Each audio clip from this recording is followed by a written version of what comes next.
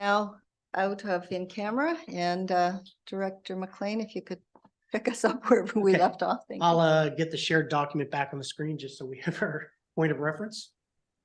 If I do it right. Should be this one. Okay. Look at that. Once we shared the screen, Aaron's icon shows up. So we were on pickleball. At this stage, and what I was going to acknowledge to council, and this was based on discussions of recent past, is location was a question in previous meetings. For now, we've left it in year one at $300,000. It does address, we put the accessibility reference because that it does address a social equity in terms of the segment of the population that predominantly plays pickleball. They might look like me, getting a little gray and bald. So at this stage, council, we don't have the location. Do we leave it in year one? Do we, I think we suggested 2 meetings ago, maybe it goes to year 2 and you consider remediating or refurbishing the temporary site we had. And so we're just looking for direction of leaving year 1 or move the capital year 2 and maybe do some sort of refurb for a 1-year hold. Councillor Palmer. Just remind me, how long did Acadia say we can continue to use? We would have to follow back up again to open up the lease if we were going to continue to use that as a temporary location. We could use it next summer though, Aaron, or do you? We would have to confirm that with Acadia, but likely, I mean, I'm just surmising, but likely yes, because I don't think they would be moving in that direction on any of their housing opportunities in the next year. But we would definitely have to confirm with them. Nick may have some idea in terms of, no? Okay. Councillor McKay. So I think pickleball is really important to our residents, and that when we've heard that quite consistently, I would say, over the years. Sorry, it is on? You're good. Okay, No, okay, you're good. sorry.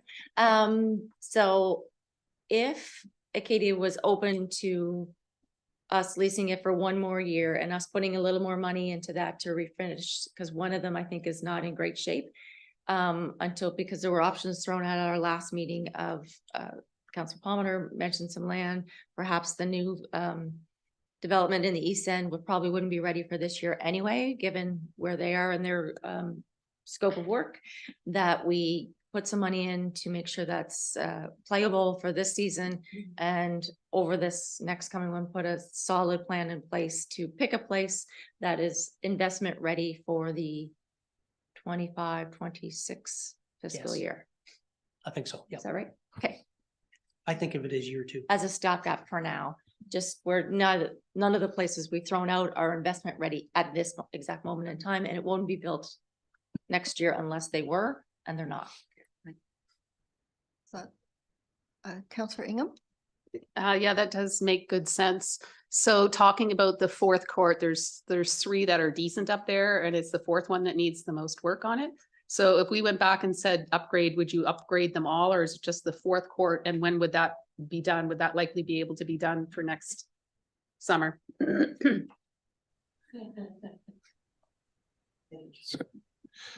would be a cost that's not zero to, if we're going to address all 4 at the same time. If we wanted to do more of a patch on the one, obviously that would be significantly less, but probably less desirable to the users in some way. I think there's like some significant bumps that if you just take those out and try to fill them, it could cause a little more like transition between the new material and what's there. So I guess because we know pickleball is so important, I just wouldn't want to have like a season without sort of a court. So where does the timeline fall? Can you do 2 at once and then 2 so we can keep some open just to make sure we have the momentum of pickleball keep on going if we do stay at the site in Acadia and choose to update those courts? I mean, obviously the amount has to come to council. I get on that. I just don't, see what I'm saying? I don't want to have the disruption of pickleball for a season because we're still deciding on a location, and we promised this to the public to have pickleball. So I don't want us to be working on this pickleball and then not have any. So How could we, how can we address that? I think. I don't have a confident answer in that, but I would guess that if we're gonna do resurfacing, there would be a disruption for sure. There is the school location that they could use in the meantime, if we did decide to do something that kind of addresses all four courts up there. If we did something more minor to fix the one court, that would be less disruptive. So those options would come back to us for us to decide on that, or? I think that'd be part of the budget It's part of the process and the budget, dollars okay, coming back once. I guess my once- point is, I don't want to have significant disruption because we're still trying to find the best location for the public to use. I just don't want to have significant disruption if we cannot, that's all. Counselor Palmer? I think what we need to do is ask Acadia for, for the use of it for 3 years or, more than 1 year. And then Nick, you'd have a fair kick at what you're doing, know where you're headed, as opposed to 1 year patch versus a 3-year patch would be quite a bit different.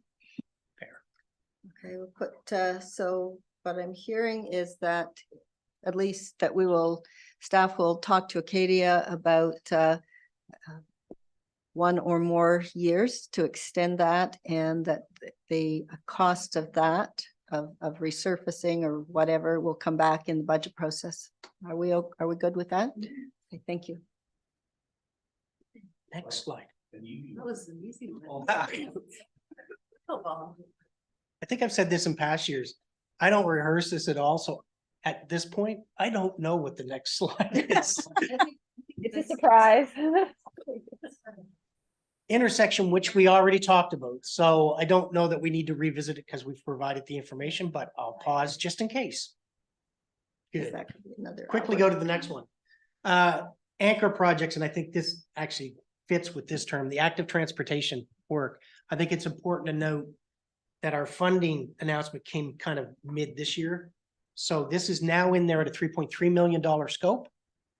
So you can see the years, and I've just done a clip out of the actual CIP where there's 500 some odd thousand, 862 and $1.9 million.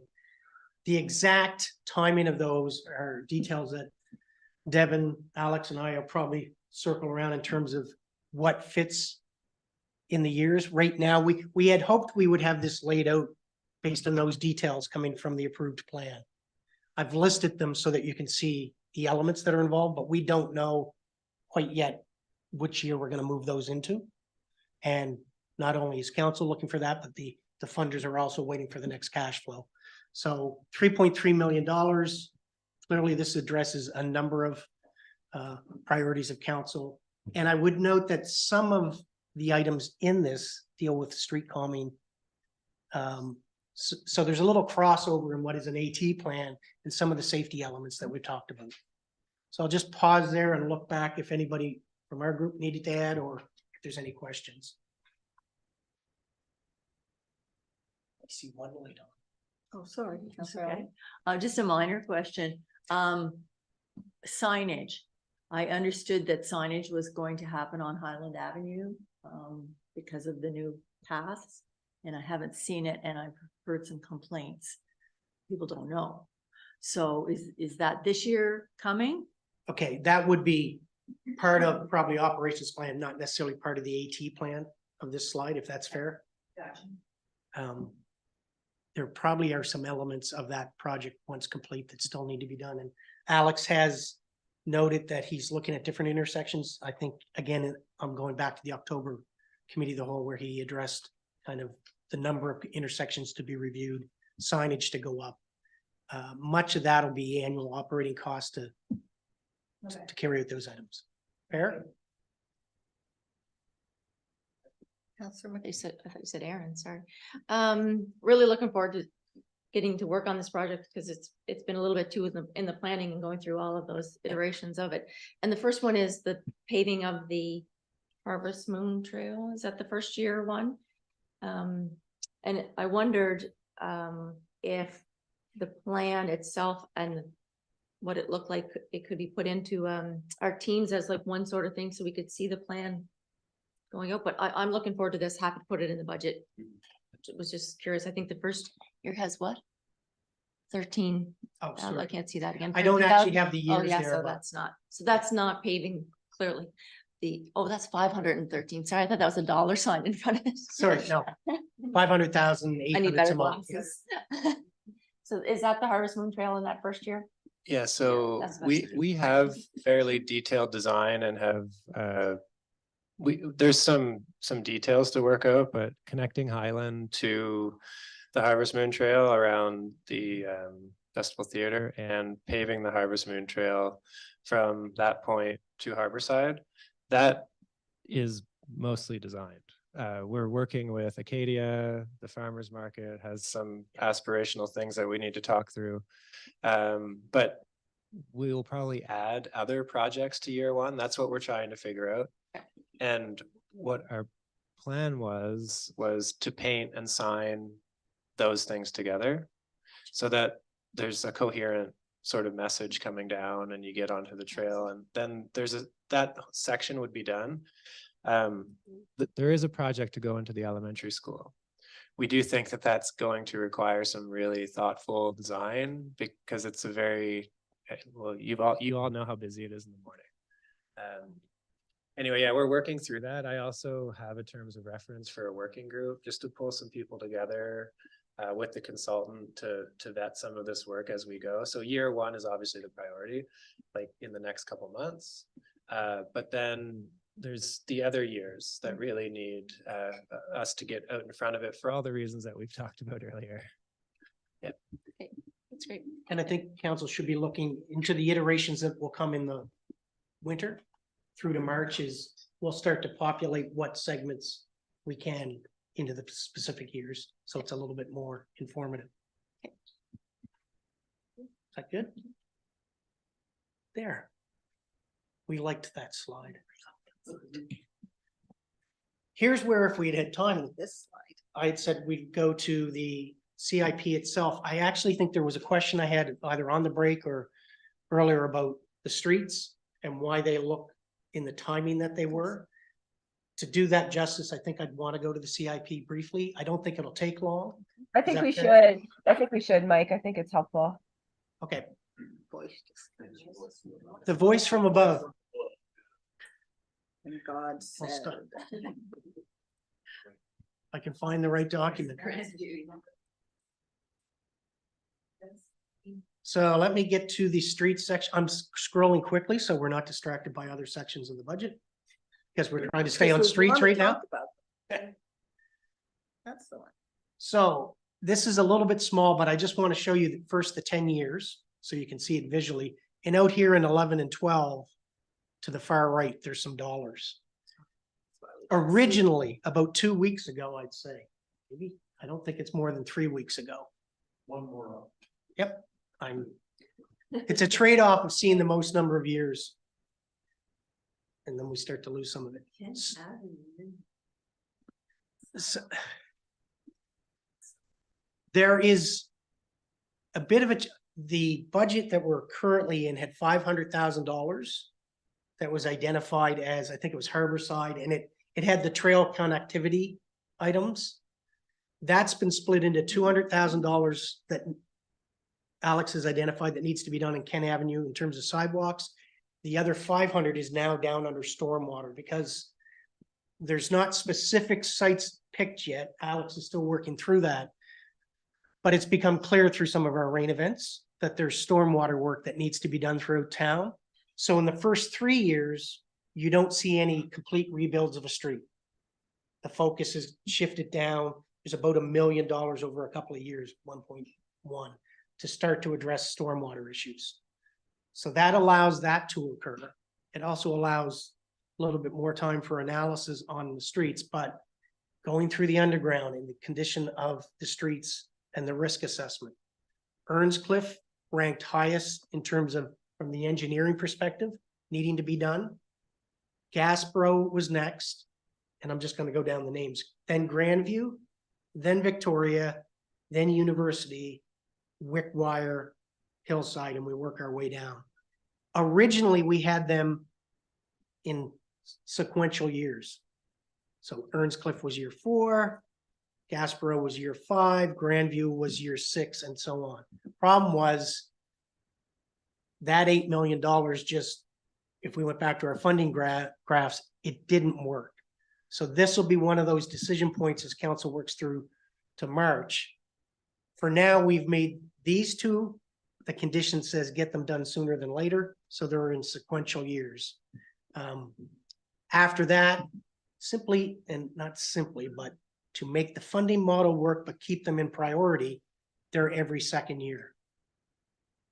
By making them every second year, we eventually run out of years and we get to the ones that got bumped outside of year 10.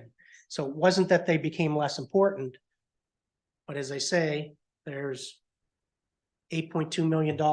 If we slide that back into this 10-year plan, which council may say that's a priority, and I'm just picking this. This is not a decision. Let's move those back in and slide the town hall out to year 11. And that's probably an extreme example, but some of the decision points are around, if those are going to slide in, it's unlikely you're going to find a funding model that fits.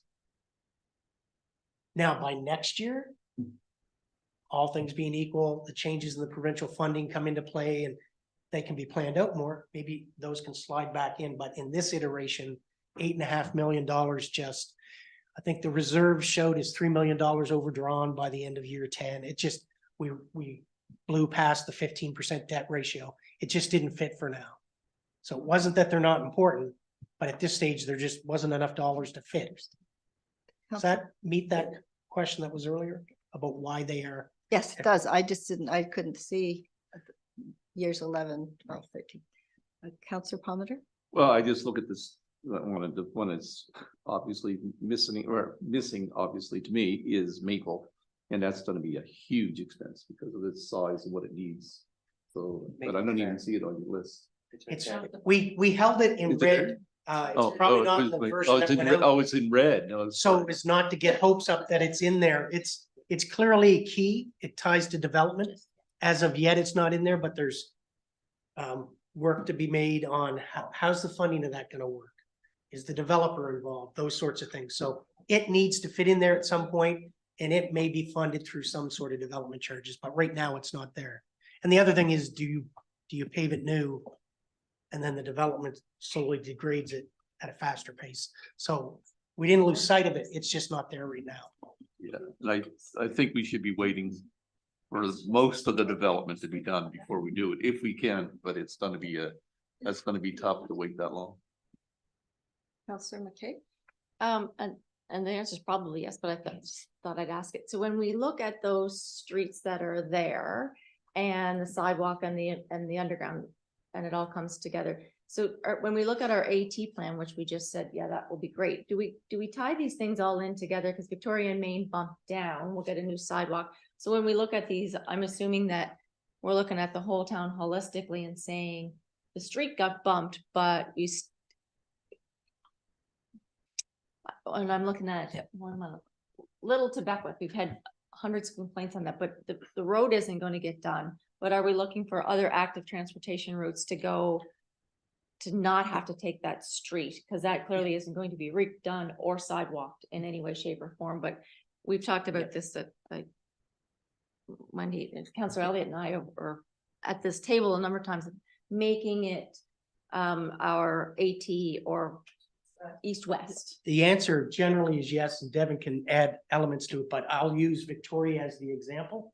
In the original submission, Victoria was in play of the AT elements that were approved. It just isn't rising past the underground issue, so it's moved out past the funding deadline. But that's part of what Devin's working through now is what other elements will fit within the funding window, and then we'll try to work them into the AT budget over those 3 years. Yeah. So yes, it is all being looked at, and that's one of the reasons we couldn't quite populate the AT yet is we're revisiting all that. Is that fair? Because the east end looks like it'll probably connect really well together through the new trails and come across, where the older side, our side, just doesn't have that same rejuvenation, north I guess. Yeah. Councillor Ingham? Just yes. Say Mike was right. Counselor Amy? I just want to go back to Ian's point about Maple Avenue and we all know the development that's going on over there. My concern is like, in what stages can something be done on that street? You know what I mean? And how long, if the development takes 20 years, like, you know, put the speed bumps in and people complain about the speed, can people complain about the site coming out of Maple Avenue? I just want to make sure. Again, what kind of stages can we do to make that street safe? Or just because I'm confused on the timeline of the development. If it's gonna be 20 years, do you do something in 20 years? Like, I guess, yeah. Or you hold off, like, because sometimes holding off when, does that question make sense to you? I'll Like, take a first swing at it. Okay. And the back. you table can- understand me, Mike, so. if you Yeah, wanna- no. I and- think you understand. I'll- And I'll get corrected or better refinement from the back is one of the reasons it was resurfaced a year ago, more or less, was we had acknowledged that time that Maple Avenue would be pushed out a number of years pending how is the East End development gonna go. So that resurfacing was for that purpose. There's now safety issues and speed bumps being put in. I think that'll be continued to be looked at each year as to how to improve that. The timing of the actual capital rebuild, I think you will start to see that evolve into next year's iteration. I just don't think it's at a stage yet. There's a fair bit of, it's an interesting underground infrastructure is how I'd say it from the bean counter perspective, it probably is from engineering of where and what pipes are located there. So there's a little bit of legwork to go before we could lay out all the stages and how they might transpire. I don't think that's gonna happen in this iteration of the budget. I think that's next year's. Next year's budget or next Next year's year, iteration? a year from now, who's ever sitting here to talk to you, it'll be the discussions of how that's being staged out. Funding, whether that's developer contributions or how that plays out. Is that fair? So, could I have a question? Yeah. How do you, why would you expect the developer to contribute to that? There are examples Has throughout. never the- been in Ontario. Well, but it's not their road. There- You're gonna fight that. Well, I didn't say it's going to happen. It's one of the things we're looking into. We've had discussions with other municipalities that have developer contributions as it relates to underground infrastructure and capacity. It's typically not 100% dollars, but it may be looked at. I don't know that that's the case. I'm just saying there's a number of moving pieces. I'm gonna defer to Devin for. I would just say that. It's on now. So East Hants and HRM are the only places in Nova Scotia that do development cost charges, to my knowledge. And so these are everywhere else in Canada does this. It's just really a way to recoup per frontage, per building type, per project. It depends on the type of project. But there would be a contribution as part of that with the permitting fees. That would go towards sometimes very specific capital projects.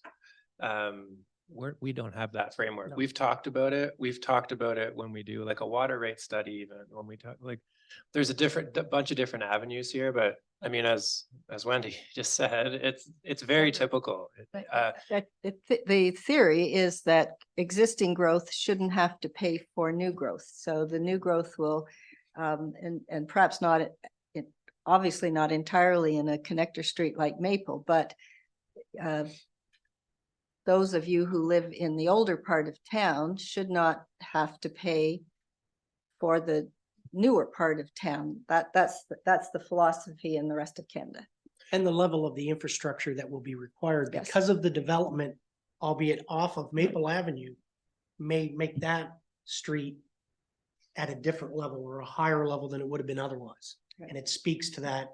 Now, if I'm the developer, I might want to say, well, I'm not that interested, but that's the discussion that'll happen.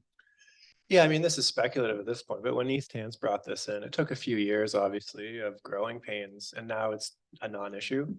It's built into pro formas, and they know that they have to do offsite. It's an offsite contribution, really.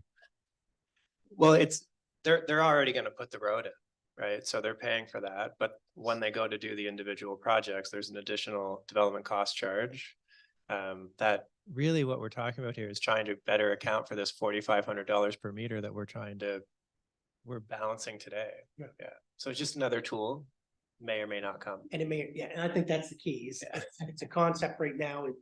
If the developer's listening, we're not sending a bill tomorrow. It'll have to be paid for somehow. The phasing of it ties in to kind of future thought process. Right. I have, are we done capital now, or so I had a final wrap-up question that kind of relates to this, so I'll ask it and maybe we're not. Well, we went to this one Yeah, in particular right. because of the street. So does that help answer the No, communication around? So why the- in other iterations, not other years, but other iterations of this, as you get more information on the cap and the COLA and the bank rates and all those things, and you get, can we expect that any of the new money from Bill 340 would get worked into this, and it might be possible that one of, say, I don't know what street people were talking about that would be next up, that you might be able to move, instead of doing every 2 years, that you might be able to move one or more back? Is that a possibility? Absolutely. And that's why when I referenced, and I think all municipalities are excited, us especially so, because the way the funding formula benefits Wolfville is, that's new money. That's fantastic. It's really important, we said this before, is not to just let it get into the bottom line, but to use it strategically. Council would have the discretion to say, hey, that's great new money, and let's put it annually all to capital. I'm not saying that's what you do, but if it's $300,000 a year over 10 years, that's $3 million. You can probably that move might the bump street these. forward. Yes. Okay. So that's part of the strategy that you want to be considering. I assume I needed confirmation. Okay, Fair? move on. I'm gonna close that document because I think it's important. I know there may be questions that if everybody went through the capital plan. Part of today was also to just continue the conversation from the Thursday night special committee of the whole we had a couple of weeks ago of projects and priorities, and this may be where Aaron is more involved in the conversation, but we have a couple of slides that hopefully will at least prompt some discussion similar to what we just did through capital. So are we okay moving past capital? I do believe we are. Do you want to have a quick break here? Because you're Switch gears, okay, like 10? 10. 10, okay. So we're back no later than 5 to 2. Yeah.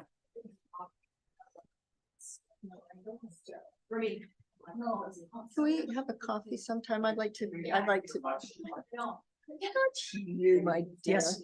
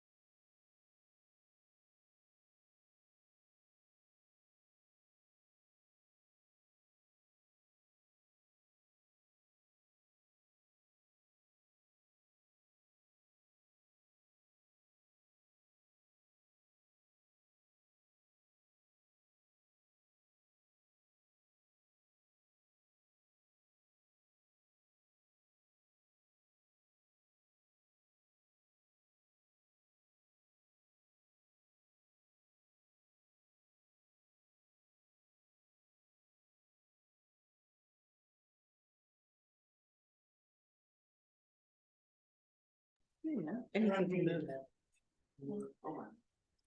Good carpentry. Oh, lunch break, perfect. Yes. Lunch break. Okay, when will we come back? No. We're back. I just left the lunch break up slide because was the next slide, so we are about an hour behind. So I'm gonna move to the operational slide. Aaron, we think for some reason how we show this, once she starts speaking, I think she'll show up on screen, but she still can hear us. So hopefully we can still hear her. So the first slide is just introducing the concept of what we're about to do, and then I have a couple slides after that to prompt conversation. So the afternoon session is about picking up that open discussion on projects priorities that was started previously, and they'll form much of the information coming forward to the January committee of the whole. And this gets beyond just capital. So it could involve capital if that comes up in the conversation, but we've got a couple bulleted slides here, and as we hit them, Aaron, I'm not sure if you want to jump in and talk, just. Yeah, sure, definitely. We want Okay. to go to the next slide. So once we get here, so some of the notes that we've kept, or at least items that are in the current ops plan, or just things we quickly identified that are in the hopper. We may have missed some, but hopefully these will start to prompt some discussion. So of items that we're already working on that are pending information category, so to speak, you've got the community safety office. That's work ongoing right now. So And we intend to have a final report on that back by February. So we will have it in a draft in January. So we should have some indication of next steps before we get through this full budget process to help inform, if we want to move forward with the pilot. So each of these items may have a dollar impact next year. It really depends once these items come back to council for decisions, how that plays out. In all likelihood, they will have some sort of dollar impact. So that one's currently in that stage where we can't, I don't think, offer too much more information. The video camera pilot, we started that about a year ago, I think, more or less. Extended it a little deeper into this fall once there were a couple selected cameras that had a higher resolution improvement to see what difference that would make. Now that we're towards the end of the season, staff will kind of pull the data together on that. They've already started. So that will come back. Aaron, I forget whether. In December, we were hoping for November, but we were still waiting on a quote. So we should have that in front of you at Cal in December. So that's one that, if continued, could have budget implications. And the light just went on. I just wanted to move back to the community safety office. In the report that Dr. Schneider is going to give to council, will there be sort of a range of dollar amount of how much a community safety officer will be paid? Because I did ask him that question, what are the specific qualifications? And there was sort of a wide range. So will there be, do you know if that's, I don't know. Aaron, do you know, and I don't know if Barb's still in the gallery because she's been working with Stephen more hands-on, but my understanding is they are going to give us a blueprint of here's what the safety office would look like for Wolfville. Here's how this would be staffed, and here's what the costs associated with that would be, is my understanding. But if Barb wants to weigh in on more specifics, then she can. My understanding is the same as Aaron's understanding. So if that was not what was being fed back to you, then I'll follow up, because that's certainly, we were very clear in that contract that went out what was going to be presented. I mean, I just asked him what the qualifications were, and there seemed to be substantial. And then my mind went up to be, if that's the qualifications, it has to be, commensurate with a salary, right? So I just wasn't sure of the range on that. So I just would hope that would be in the report. Yeah, that's our expectation, because council needs to understand what the cost magnitude of doing the pilot would be in order to decide whether or not to move forward. So we'll ensure that that's part of the final report. Just to add to that, it's the intent is for this to be a report on feasibility, right? Could this work? Would this be possible? Would this help? And then how would that look? So, you know, if he's coming back with those massive qualifications and high kind of professional expectations, then we would have to, you know, then that does have a dollar figure attached, and that should be outlined. Councillor McKay? On the same topic, if we were, I know we don't have the report yet, so, but when we get it back, will he also be telling us if there are funding grants or options to do that pilot? Because I think, again, to hire someone with those qualifications, it would have to be a multi-year pilot, otherwise you probably wouldn't get the person you were looking for anyway. Not that people probably with those qualifications couldn't find other jobs ready in this environment, but nonetheless, if you wanted someone good, were they going to give us the funding options or grants that we could apply for to help offset the cost of that over a certain amount of years? I don't know if his report will give us specific grants, but we have started looking into some different options, and we've been talking to Department of Justice about a new program that they're going to have available that they said we'd be a good fit for if we do move forward with the pilot. So that's a good starting point, and then we would explore if there's others, but certainly the Department of Justice one would be significant if that works out for us if we decide to proceed. So staff are already starting to work on that. Right. Thank you. Appreciate it. Councillor Ingham? Just to follow up to that, so I know in the pilot that Acadia did contribute some money, so would the expectation be if we were to hire somebody or this went through that we'd look to Acadia? Again, I think that would be a fair discussion to have with Acadia to see what, if anything, they're willing to contribute ongoing to operations. Right now, they've limited their commitment to the pilot or the feasibility study to see what it says. Certainly, if there's going to be a benefit to them, which there assumably would be, if we move forward with the pilot, we would definitely have that discussion. There's just no commitment yet at this point. Sound good? Just before I go to each of the bullets, I thought just because we talked staffing and you mentioned cost, this is just a number as a point of reference, not that it would apply to the particular office that we just talked about, but on a scale. So if it were any of the positions, when we get to resources, and there's a resource slide coming up just to prompt that. If it was, say, a $60,000 salary, which is not on the high, high end of some of our salaries, $60,000 salary would equate to about $77,000 all in benefit costs. So just keep that in mind. So when we're looking at it, 60 equals 76.8. It doesn't take long to get close to 100. what would 70 equal? Do you know what I mean? Like, Well, that's what, bump it by 30% to give yourself a buffer, because you not only have the EI, workers' comp, CPP, you have ultimately our IT department will be issuing devices that have a cost to them. So there's at least 30% I would add to any number that you have in your head, just as a rule of thumb. Okay, fair? Yep. Okay. I think we touched a little bit on the camera pilot project. So that'll be coming forward, and that'll be an interesting discussion, because that will, if approved, turn into an annual cost. And then you'll get into I think you had a policy or an approach on requests for added cameras, but I kind of forget that. And that could always change the cost. Yeah, there's a policy, and there's at least 2 requests that have come forward to council to add camera locations that were deferred until council made a decision of what to do long term. So once you make that decision whether or not to continue with the video cameras, then that will come back per policy for council to decide if we add those additional locations. Thought I saw It went off. Okay. Okay. Answered my question. We knew if we talked long enough, the lights would go off. I like the lights.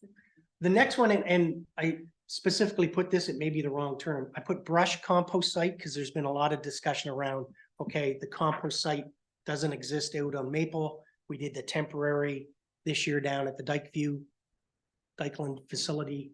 I put brush because at this stage, we had compost, leaf materials, twigs. Sometimes when you say compost can be a much larger process and would require a higher level of environmental oversight if it grew. Yard waste. Yard waste would have been the better one. Thank you, sir. I should have checked with you. Thanks. We'll change that for the next slide. That will be a decision point for council coming up. So we're just at the end of that session where we provided it temporarily. And there'll be costs to consider if council wants to continue it. Or if council wants to say Valley Waste provides it to all the participating municipalities, we'll just take our hands off and allow that to happen. But there's information to come on that. Is that, I see Counselor Elliott, is, when you say site, are we talking about a purchase or still the bins that we have, or what's the scope? Well, that will be part of the report that'll come from I Alex, I see, think, I in see. terms of what are the options? Because running it out of that site may not be ideal. It may have benefits, but it may require another site. It may require, there's other land down in that area that the town owns, it maybe fits. There's just, right now, we can analyze the cost of what it So we'll get a was this report. year and what sort of options are there. And I think it'll be important for council to consider in budgets what that looks like, and the fact that you already pay for that service and the taxpayer pays for it through the Valley Waste budget. Counselor Elliott? Just to throw in that, one of the people on my, street had an accessibility issue with the situation this summer. She couldn't throw things in to make it worthwhile going down there. So, that would be part of for future planning, I would think. It would be one of the considerations, I think, that gets put into this, is how we did it work? Yeah. Limitations, all those things. Yeah, But I that's do why think we there's were been- waiting for January to bring the report back, because we wanted to be able to give you a full assessment of how the year went in terms of what worked well and what didn't. And just to be really clear that if council does choose to relocate a full-blown brush compost site somewhere else, so going above and beyond the bins, but actually sort of recreating what we had up on Maple, that is not currently in the budget. So that will be something that, depending on what direction you give us, it could be capital or it could be operating, but we'll go through all of those recommendations and options in January with you. Counselor McKay? When we look at brush compost or yard waste, whatever the wording might be, we also had discussions at the end when it was move out week in the spring of the garbage that was left behind. So can we do a costing of what if, well, and maybe it's an add-on to yard waste, but, and if you were doing bins for yard waste, what would bins be for that extra week too? Because we said we would revisit that in the spring, but we probably need to visit that now to make sure it happens in the spring. Because I think we made a commitment to the individuals that had real concerns, especially in the core when there was so much stuff on the streets, to come back and revisit that. So this might be an opportune time to look at the costing of that at the same time.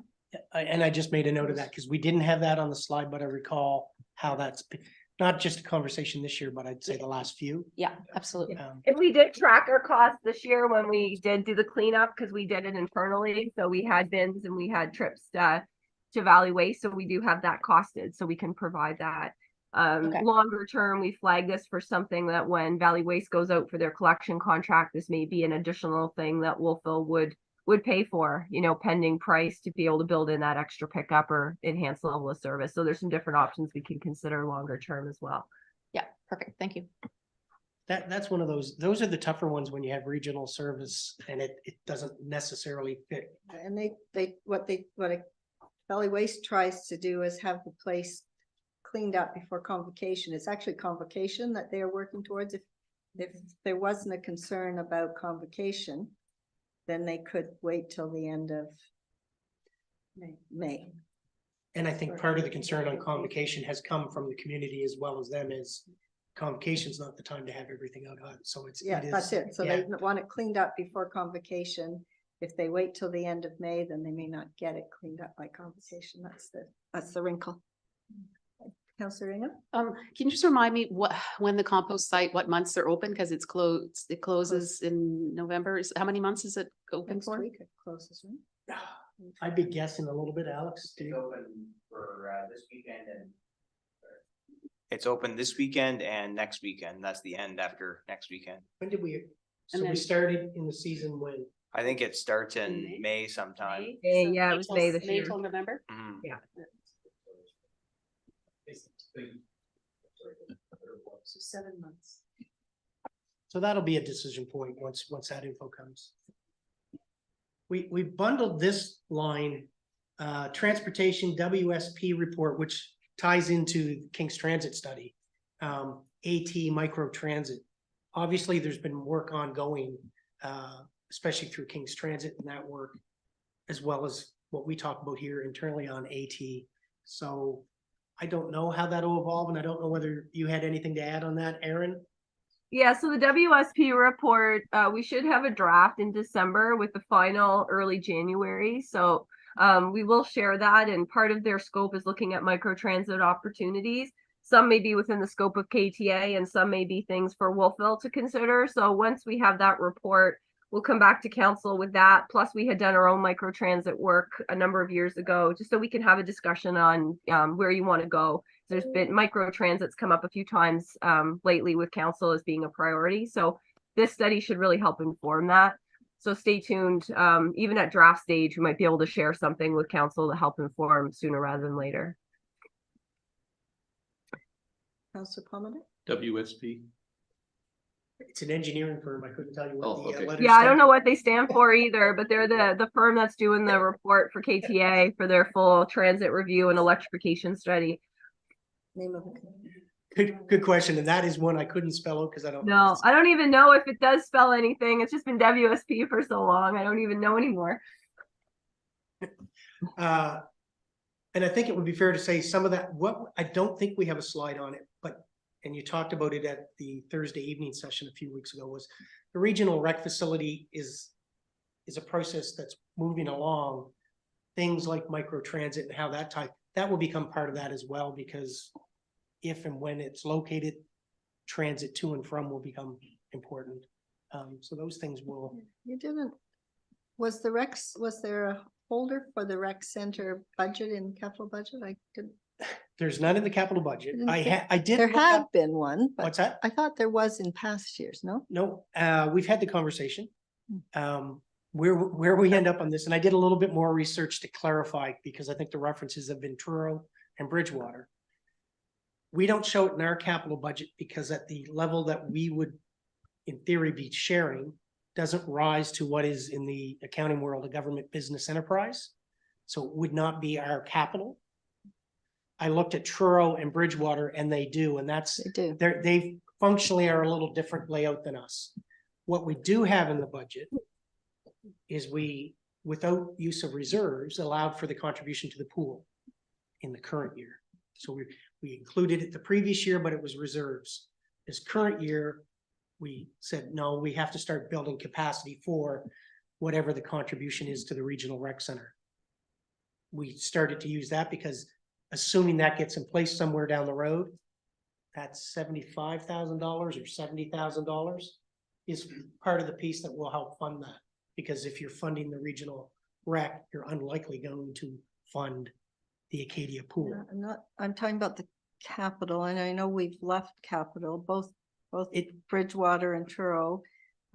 Truro and Colchester for quite a few, they contributed at the time 2.5 million to capital, and maybe more, but they had that in their budget. I just thought we had it somewhere in the capital budget last year around year 8. No, it has never been in the budget. And as I said, we've had the conversation. They, I think, functioned it through some of their capital, I think, and I don't know whether it was Truro or Bridgewater borrowed for it because it's as a capital item to them was a legitimate borrowing. It may be debt. It is in all likelihood debt to the town once you get to it. Or it could be starting to carve off additional reserves, but it has never been in the capital budget. Okay. It is my understanding that the way things are moving now, that however it is funded, it could show up in around year 8. So we need to at least put a pin in that. However it's paid for. I mean, the operating might be paid for by the amount of money that we're putting currently into the Acadia pool, but the capital sure won't be. Oh, and that's why I say in all likelihood, it would be borrowings. Okay. And then that would show through your operating budget as repayment of the borrowings. Now, there'd have to Would be, it be in our debt capacity? that's where the details will have to come out of the ultimate setup, but that repayment, if it's operating, that functions different than I that see. debt ratio, but those are the details you'd have to work on, and there's not enough information yet. Okay. All right, I almost. The thought I only could- other one that's not under pending that we talked about is the EDI work. So Barb will work through the initiative that council approved in September, and we'll have some recommendations on what could be built into a budget go forward from an EDI perspective. So there'll be more information coming forward with that as well. I actually thought of that on my drive in this morning because we talked about that at the last committee, of the whole. And to make sure that that's not off the radar. So I appreciate you bringing that up, Aaron, because I drove in this morning thinking I'll quickly add it to the slide so it's not lost. And then we had some tech difficulties, and so that is one of the ones that requires ongoing work. So then not necessarily a pending file. Those are all projects that we've kind of started work on. The next couple of bullets are items that we haven't necessarily started a project on, but there's certainly been conversations. Is that a fair way to kind of leave those apart? Yeah, when I went back and looked at the minutes and notes from the discussion we had at the end of October related to ops plan, there was a couple one-off feedback that was provided, but you could really theme it around housing, economic development, and traffic management were the themes that kept coming up on a reoccurring basis with feedback from council. So I thought this would be, and there could be others, those were just the themes that I noted. So I thought this would be a good opportunity to just have a bit of a roundtable discussion around, what you really mean by that and what tangible projects or initiatives, if any, you'd like to see done. And on a traffic management perspective, we've talked a lot about crosswalks and safety, and you have Alex here. He wasn't at the last one that we did at the end of October. So if there's specific intersections or crosswalk concerns or traffic calming, like this is the time to have that discussion. So wanted to open it up a little bit for specific feedback. And don't feel constrained by these 3 buckets. It's just to start getting folks thinking. so I understand you're asking for comments on either any of these 3 things, not one after another, but any of these 3 or something else that we don't see. Am I understanding you correctly, Aaron? Yeah, this is a discussion around what you want to see in the ops plan in terms of specific projects and initiatives that we may haven't flagged yet.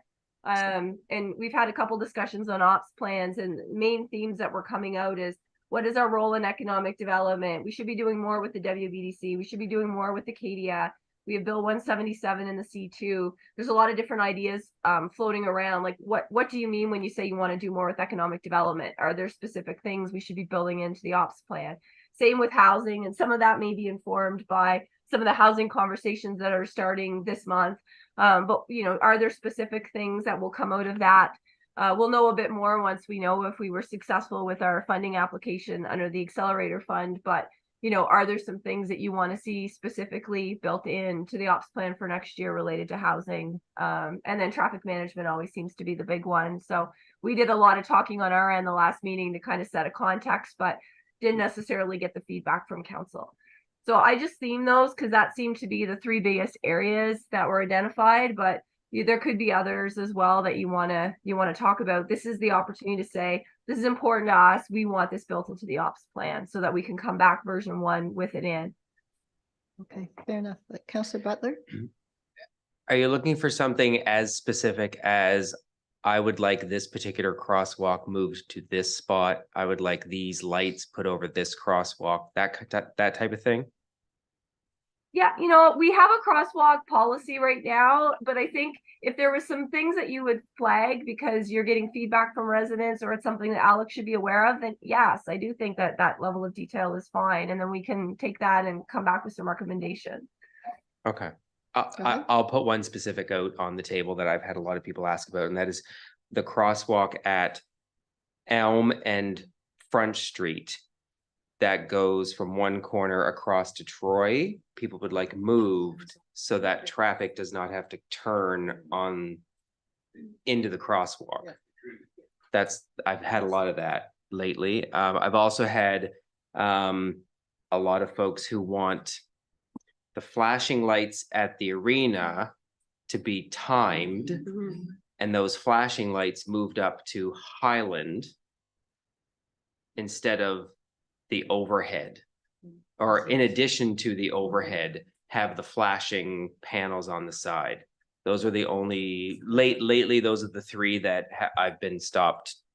Someone actually came out of the woods the other day on the trail and mentioned that. Woods? I don't know where they came from. They just, I think they were using the bathroom and they popped out of the woods and said, oh, while I have you here, could we discuss a crosswalk? And that was the one by Troy and Front. They find that nobody's, they go around that corner quite fast and it's just, It's in the wrong spot. it's in the wrong spot. No, that's helpful. I know Alex has a list he's been tracking of folks that have brought concerns to his attention. So some of those may already be on his list, but if they're not, we can add those and then he's gonna go through a prioritization and he can come back to council with that. I don't know if he wants to weigh in, but Yeah, I didn't have the crosswalk at Elm and Front Street on my list, so I'll add that one. So like cross it charts. Yeah, you had a great. It's where it should- Counselor Ingham? Yeah, so just to move back to when we have festivals in town and we get a lot of backup. So just for instance, on Devour, and I have an issue with this crosswalk because it's dangerous all the time when you're crossing Main from Gaspereau right in front of Tan. There's such a congestion and when we have people in town and there's so many, I don't know if they know how to use the four-way stop. So east to west they're going, it's so dangerous that somebody actually parked on the crosswalk and I couldn't cross. I almost got hit. And I said to somebody, whose car is that? And they said, oh, they're having a drink down at the cidery. And I was like, I told him, I said, can you please move your car? I almost got hit.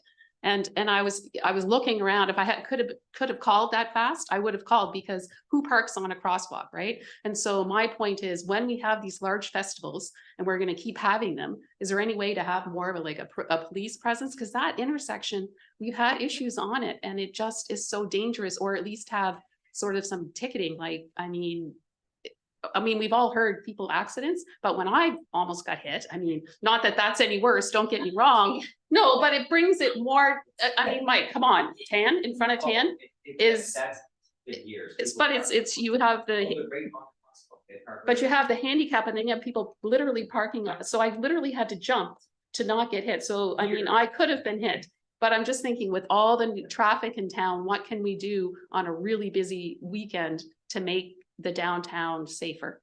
That's a concern for me. Deputy Mayor? I agree with everything that has been expressed around traffic. And what I have is a question. I'm not sure if this is the appropriate time to bring this up, but in the last 2 or 3 days, several people have talked to me about paid parking in town, whether we should have meters, whether we should have something similar to Halifax where you have residential parking tags that identify certain areas that you can park in. I mean, it's just because it is a problem for lots of people, for visitors, but for residents who then can't find parking. So, and the whole idea of overnight parking I mean, there's just so many parking issues, but where does paid parking or designated parking zones, is that something we want to explore as part of the solution to try to deal with some of these issues? Director McLean? Just so we don't get too far around with 10 items that we haven't at least provided some feedback, and I'll stand to have additional feedback on some of my answers, because I'm going off general knowledge right now, is staff are looking into other communities that have paid parking. Tech use is kind of key to that. It would not be the traditional meter fee. So just, that's currently, I'd say early stages. It involves a number of staff.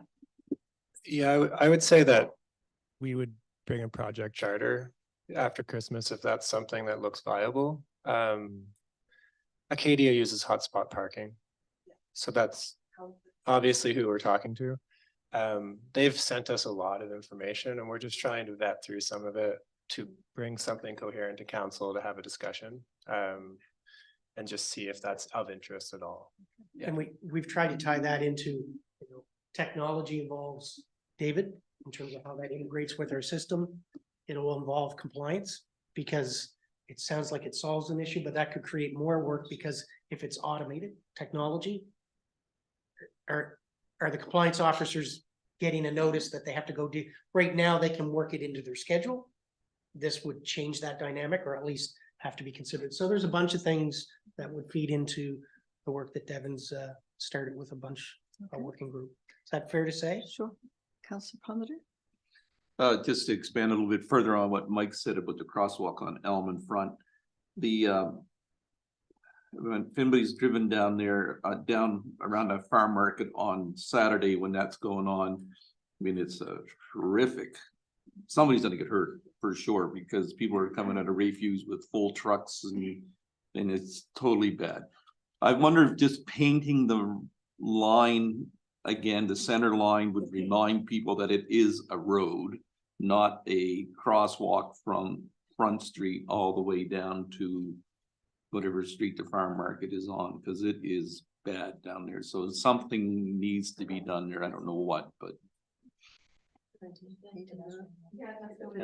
it should be. Yeah. It's terrible. Oh, Councillor McKay? And I think some of that conversation that Alex wasn't there for was really trying to finish off some of the projects that, you know, you had said you were gonna do to that, or just ordering the stop signs, getting those flashing lights and all the things that, you know, just haven't come up yet. I think they're ordered and we're just waiting on some. So, and we did talk about painting all of the crosswalks again to make sure those were visible. I think there were a couple got done down by Waterfront, but making sure they're all vibrantly painted. And we did talk about painting cars, like what's parking spots. And because that would get people into a spot instead of just parking randomly along the street wherever you decided to stop and then nobody else could park. And we didn't get to that this year either. I know it was a terrible year, but is that still on the docket for next year as well? And it might lead into paid parking as well, because you would fit into a spot with a meter if we decided to do that.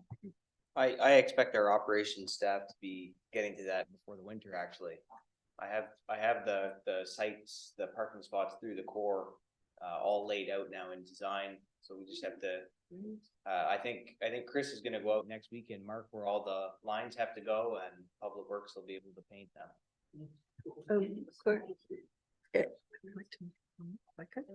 Yeah, of course. Just on that, so maybe you have answered my question. I do remember several months ago, I think Caden, I feel like I had this conversation with him that so many feet before a crosswalk shouldn't be a car. And I was in the car, not walking, but similar thing. I was at the crosswalk right here, I guess, at Locust. People crossing to L'Arche, and I came up, couldn't see the person because they walked, there was a car parked right at the crosswalk and they just walked out. They didn't use your little flags or anything. Anyways, there's too many places where you cross right adjacent to a crosswalk, and I thought that that was not legal. So so that's part of what you're doing. You're gonna, whatever the required distance between a crosswalk and parking, you're going, so people don't park. That is part of the evaluation, yeah. And that has been a pocket of tickets that have been issued off and on over the years. Is I think in front of Tan is one of the spots that can be done. I think going up Linden is one where it gets iffy, so. I do want to talk about economic development, but if there are more crosswalk or traffic items. I just had a question. Yeah, go ahead. In terms of the lines and the parking spots, you said they were going to be painted in the core. What does core mean? Is it just Main Street core, or does it include some of the side streets like Gaspereau? Just the Main Street core for now. Just Main Street core for now. Yeah. Okay. Also, okay. I know we have a crosswalk policy, but just going back to what Councilor Butler said, on the one where in front of the gym there, University Ave, what would it take to do a timed crosswalk, even as a trial, to see if it was So good. beneficial? I mean, I know well, I guess the electricity is already running there, so I'm not sure. Well, you'd have to, I don't know what the deal is. I'm not an engineer. What it means, but would we test it first to see if that works well? Before we pull those out, or how do those things, because I don't think that's in our policy. If we want to try something different there, what would that do? Or could you do a pilot? The trying different things, the policy doesn't really cover that, but the policy does cover what types of treatments are warranted for the types of traffic and the pedestrian volumes that you get. So one recommendation that might, if it was warranted by the tables in the TAC manual, one of those types of treatment would be a regulatory type crossing that you're talking about, with a solid red light facing traffic and a pedestrian signal to allow pedestrians to cross on a timed schedule. That's a regulatory crossing device, so it's not necessarily something that can just be plopped there without considering how the intersection is aligned and line painting, things like that. There's a lot that has to go into the consideration to try something like that. So is it under consideration at this time? Or can it be under consideration going forward? I believe that crosswalk is on our list to evaluate. Yeah. That is, okay, that was the question. I would support that. The number of times that cars are backed up both ways, and sometimes you just wait through till the end of the light and then you think you can go and then somebody else walks across. It's times of the day. It's just crazy. I want to make a comment about economic development and actually because these are staff resources. I'm hoping that if we are successful with the accelerator grant, that we will have somebody, a position that can focus on that. I think that's part of that grant. So that may get addressed for over 3 years now. I think we've done some things around economic development by rejoining the REN, but the REN is really not there to help us. And I see some of the thing, I mean, generally to create the environment, absolutely. I see some of the things that WBDC is doing, and that we have a counselor kind of volunteering her time when you were that rep to help them. But I think that there's more that we need to do beyond marketing. I was very enthused by some of the things that Acadia is doing around economic development, and hoping that going forward, we can be more a part of that. There are little things that grants that they haven't got that I've said to them, well, why don't you just ask me to write a letter of support? Maybe that could help. So there are little things we can do, but I think that the focus of economic development, I don't know what it entirely encompasses, but I think it's more than the REN and it's more than marketing. I think it is saying, you know, Acadia, what are you doing in economic development? And we're learning what they're doing, but we're not really a part of that. I don't know that that's a council, certainly it's a council role in terms of being a prize, but I think it's probably, there's a staff role. I don't believe we have those resources here. So there was a time when we had, for a short period of time, 2 very good economic development people who did not stay with us long. They were very good, I thought, but I think there's more we can do in that. I was just gonna say, if Erin having that background, whether she had anything to add and whether Devin had anything to add vis-a-vis the accelerator grant. but I'm not Accelerator sure housing. Does Yeah. that, Devin, bring in a potentially a housing, someone, an actual person to support housing? Yes, I think Aaron was, were you just about to talk, Aaron? You go ahead first and then I'll add in. I was just gonna say about the capacity around economic development. So housing being economic development as well is one component, and I think we've realized there's lots to do. Just on the non-market side alone, I think there's quite a bit to do of working with people, even if it's for a time-bound period of a job. And then on the economic development side, I would also say that there are a lot of things that could be done.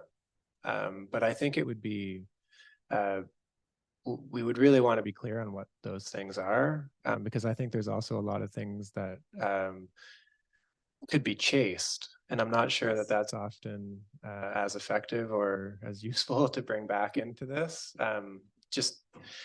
I guess what I'm trying to say is I think there's some strategic pieces around what we're going after and why. I think, Events Acadia is chasing some things, but maybe there are other things that don't fit into that we could go after. We have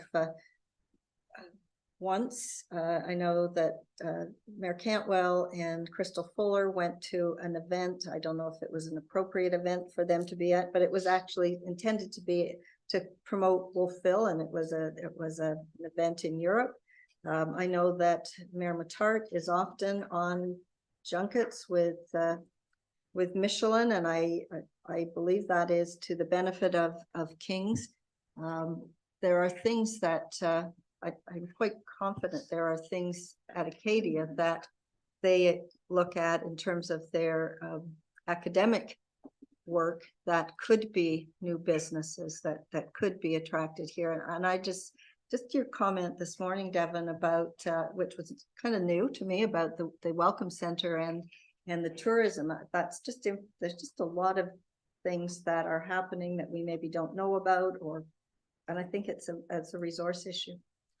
And just if I could add one more thing, and this is just being really honest about where I see some of the gaps. I would personally love to spend more time downtown. I think if we're talking about economic development, the generator of Wolfville's economic development is our downtown. And so we've talked for a long time about expanding the downtown, offering more opportunity, being more strategic about that. And this isn't a slight against the WBDC, but frankly, they're all busy. And I think we do try to lean into them quite a bit in a way that is over their capacity. I'm working all week on this stuff. I have staff that are working on it. I'm going to them almost as an equal, and they're not. They do have an employee, but it's really an administrative position. And so that is a gap for me on economic development, is just a real focus on the downtown. The way that I would think about that would be, you should probably lead with a bit of a strategy or some type of a piece of work that can define, if there was a person that's going to do that work, what are they going to do? But that's, I was trying to think of a succinct way of talking about that today, because I knew it would come up. But I would challenge that it doesn't need all to be downtown. Businesses are different now. I mean, Bill 177, whatever could happen up at Skyway and Highland, there's certainly could be better than what we see there now. People work differently. Companies that create a lot of wealth don't do it in great big factories anymore. So there are places in town, the East End, and on Skyway at Highland, there's something could happen there, but it's hard to chase those opportunities if you don't have resources. Jody? I think Wendy had Wendy, hers on, sorry. sorry. I just, my mind was going back to a lot of previous staff members that we've had. Some worked half and half with the WBDC, some worked on their own. It was really, really, really hard to find somebody with the dynamism and the connections and the energy to do what's needed. It's a really hard job. I'd like to think we could find somebody like that, and that we could afford somebody like that. We had two that were here when I was here. No question. But we've had quite a few who kept the chair warm. That's absolutely true. So like I say, it's tricky. So Councillor McCahan. Yes, so we had this discussion at our last WBDC meeting too, a little bit of just because they are dabbling in placemaking and marketing and economic development, and from a volunteer board perspective, there's just not enough capacity to do that. I mean, they're trying really hard, and I think they all have great ideas. Just pulling those ideas into execution is where, it isn't their full-time job, and I think they do a great job doing what they're doing with what they're being given. But tying those two organizations like ours and theirs together is essential, I think, in making it better.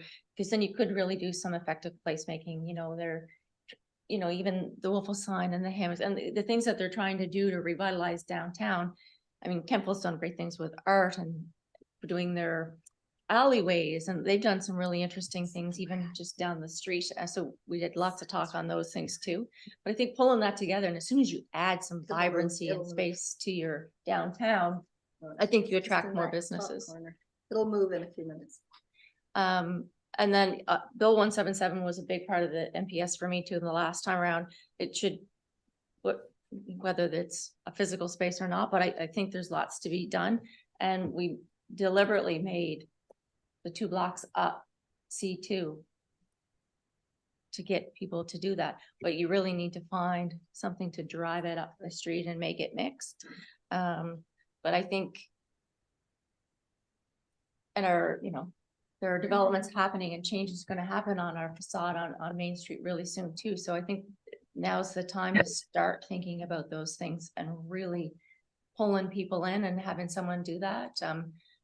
Yeah, I know Erin has done this for many years too, so I'm interested to hear what she has to say to pull it all together. But I think as we start to really, really grow, this is the time to put the drive on.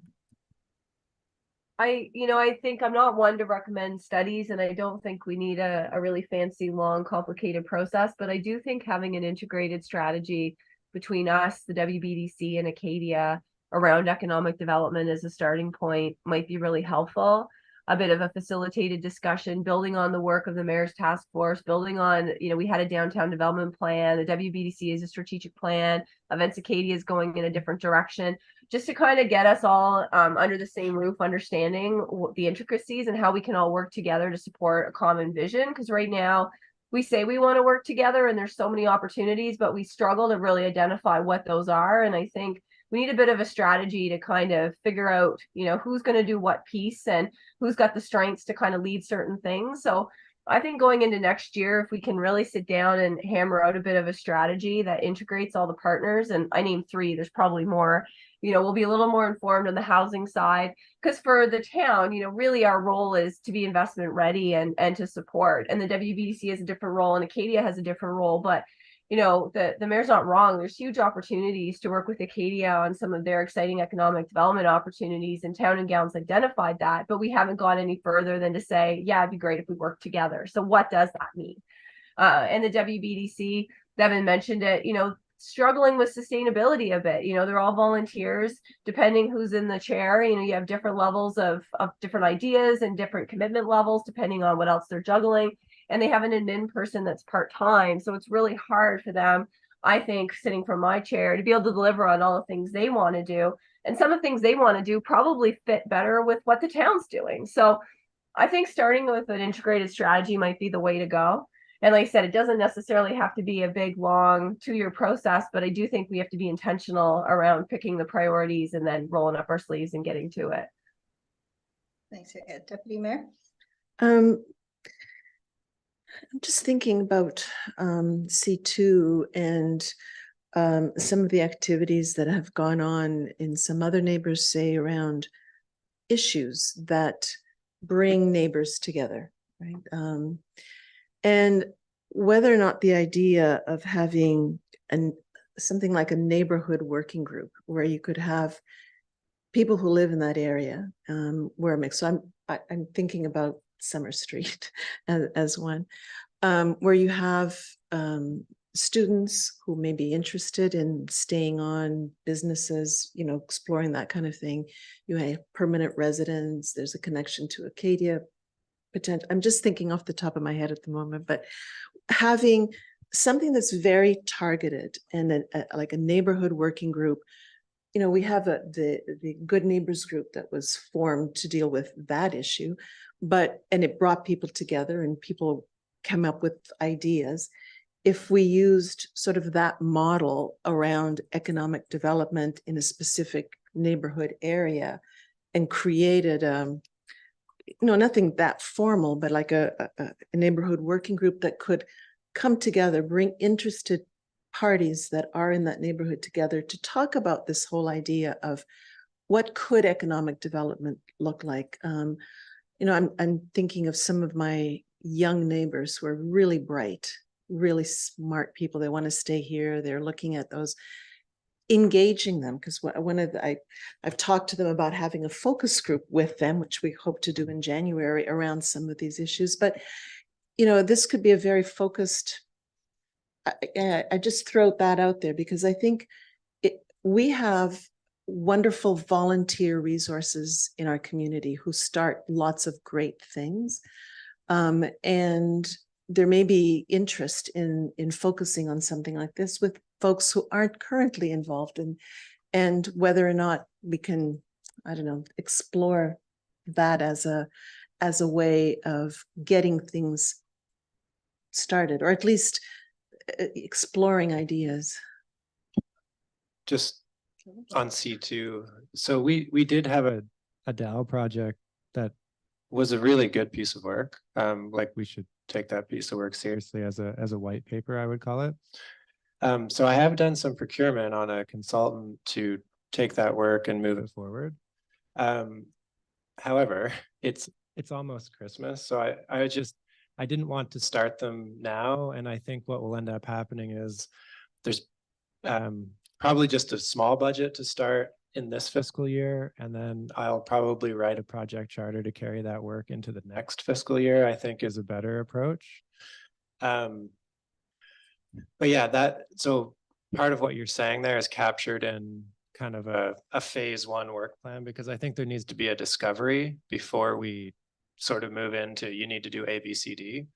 So that's sort of how I had structured it, was having some conversation first, particularly with some of the landowners, and as you say, some of the people that are engaged in that neighborhood. So that actually is coming after Christmas. Yeah. Thank you. All right, are we ready to move on? Any other comments on this slide? We didn't really talk about anything about housing, but I know the accelerator fund will bring potentially some new ideas to that as well.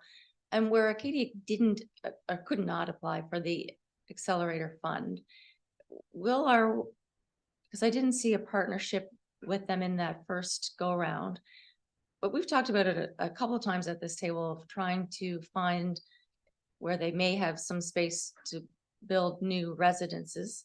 I think that they are doing a study now. Yes. Sofia's doing And and when will that be done, and when will it feed? How How will it feed into our information? in the spring? Is it? Yeah. Okay. Yeah.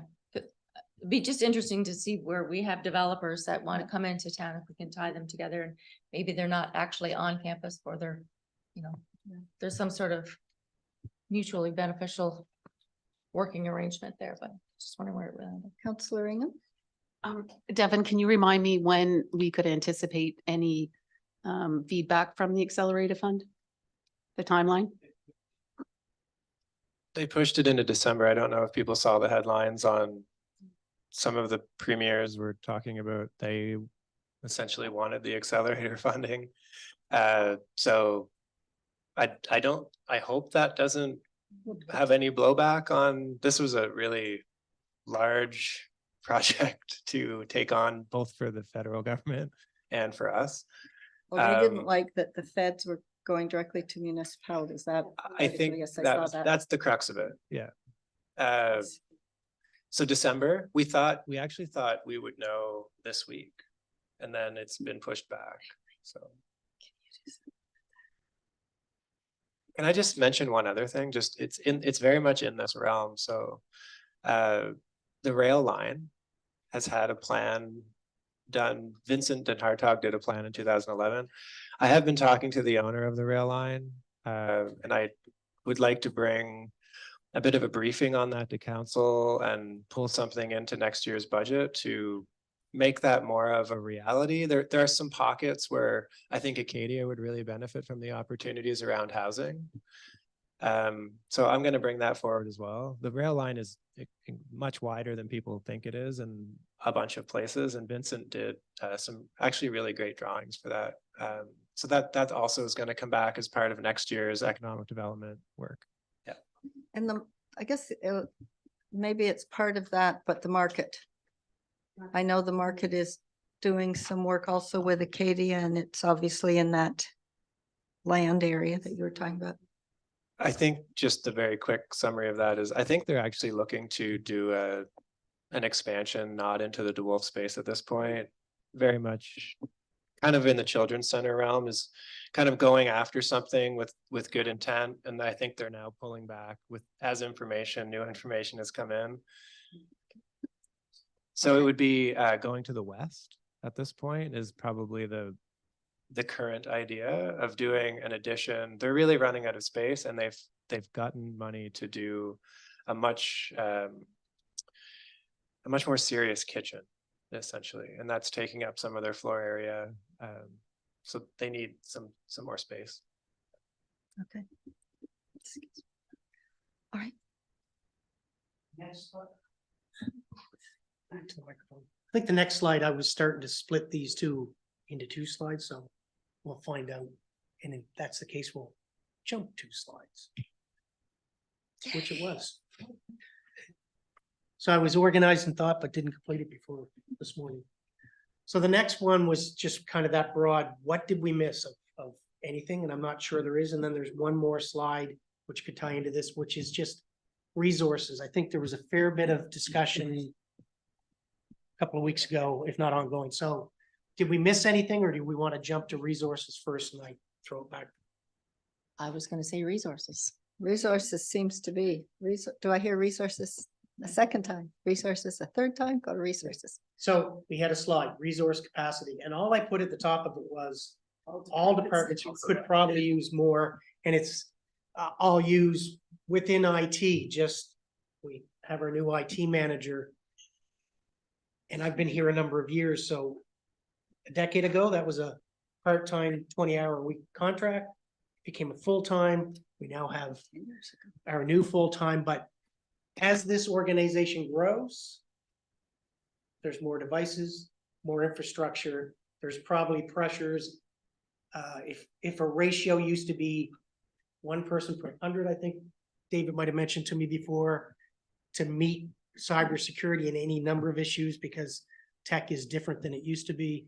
Maybe the ratio's 1 to 50 users. Well, we're past 50. There's a lot more devices out there to manage. So his department may be in that, starting to stretch past what he can reasonably manage. I'm not saying to add that, I'm just using that as the example. So I didn't know what, I'll leave it to council right now to identify specific things from the council table. And there may be department heads that might go, I might need something. Councillor McKay? After we had our discussion the last time, it seemed like every department could use more help. So I think that's indeed true. My question is, would a person in a project management role be the best suited to help or in some way helpful to all departments? Because when we go down the line, everyone is, well, I'll take anything, like the parks. So it might be falling under, Devin and Nick are working on it and programming it. Alex is doing all of the engineering stuff that goes with it. Barbara's gonna do all the communications on it. And, it's so easy to stay in your bucket and, get your work done, and then all of the things don't always get ticked off in the right orders, or, we don't sometimes just, you're just so busy working, you just don't get the rest of the tick boxes done. So I wonder if a project management role, or maybe it's more than one, because then I look at all the capital things that we just didn't get to.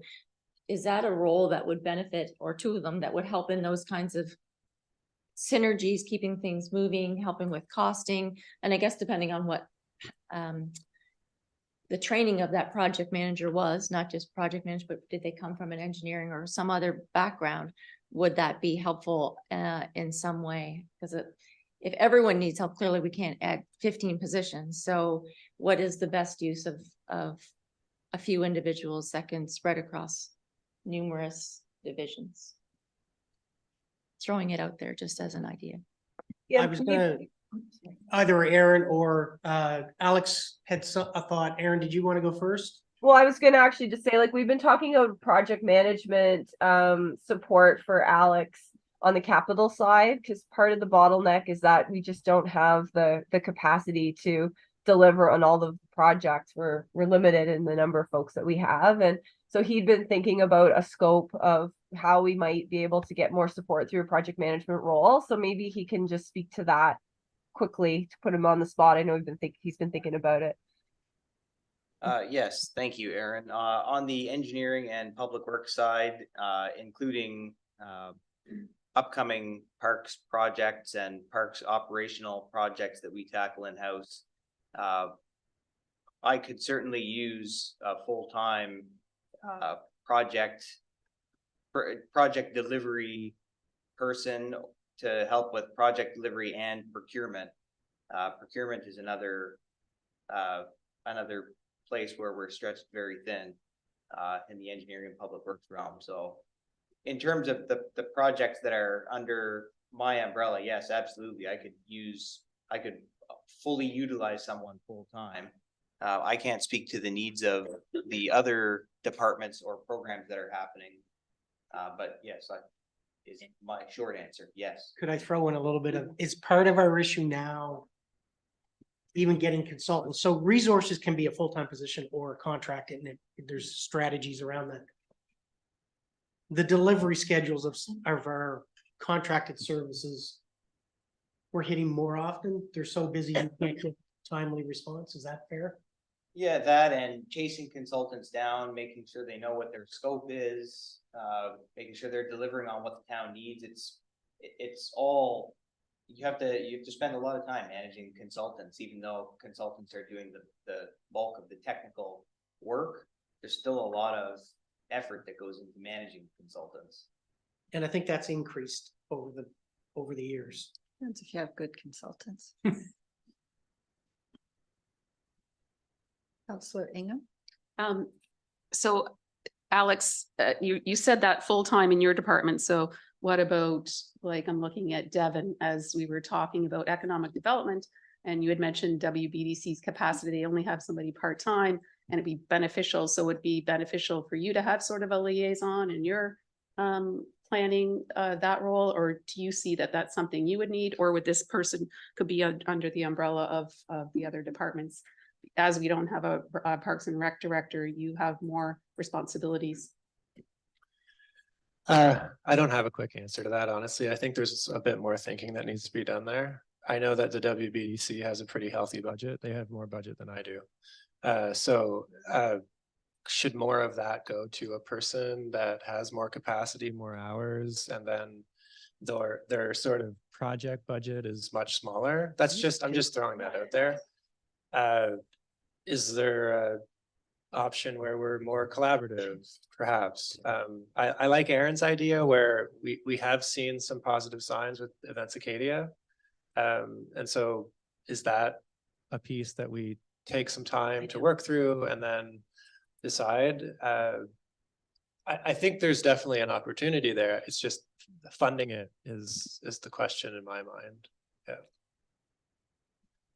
Sorry, that wasn't really a great answer, but there's just a number of pieces there that I think we do need to think through a little bit. I don't know if it's, I'm just thinking of the WBDC and the support that they need, but also the support we need in terms of economic development. Could there be a potential for having one person that's jointly funded between the town and the WBDC to advance the economic development aspect? Because I think somebody working for the town would certainly have access to additional information and maybe even some support resources. But I think there's potential for that to work quite well. And synergy, I don't know if it's a model that's. It's a model that accepted. actually existed. And I think it was referenced here earlier is, I think you have to go back about 12 years, but there was a position in the town that was shared between the WBDC and the town under the manager of economic development and recreation. So it is a model that was there, and it had its hiccups, so if it was something to look into, I'd lean on Aaron to probably wanna look back on what did work, Right. what didn't work, I- 'cause we got rid of it for a reason, but I don't know. I'm just thinking, because we have some shared objectives and we want a Before that. good working relationship with them. And I think that there's a lot of goodwill on that, in that organization to work well with the town. So anyway. I don't know. We have talked about that. And I did come up with a discussion and Devin and I had a discussion, so there's, I think, you know, if a plan was put in place and there was some cost sharing and some roles and responsibilities that could move forward, I think everyone is willing to have that discussion for sure. I would like to, I think we need, and I'm not gonna call it project manager, I think I'm gonna call it special projects / administration, and I'll speak to a couple of things. We have, I'm talking about you, Erin, we have a CAO who, because she's so good, I know that last evening and probably a good part of yesterday, our CAO was involved with the IMSA pilot project, and I know that our CAO spends a great deal of time on those external things.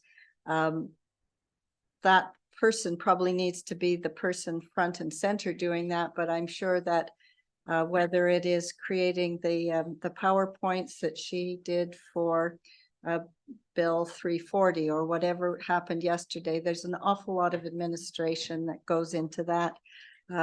Similarly, I didn't take this job on understanding it was a full-time job, and it is a full-time job when I add in all the communications thing. Barb, you sent me something today that mostly Alex knows about, but you've asked me for a quote.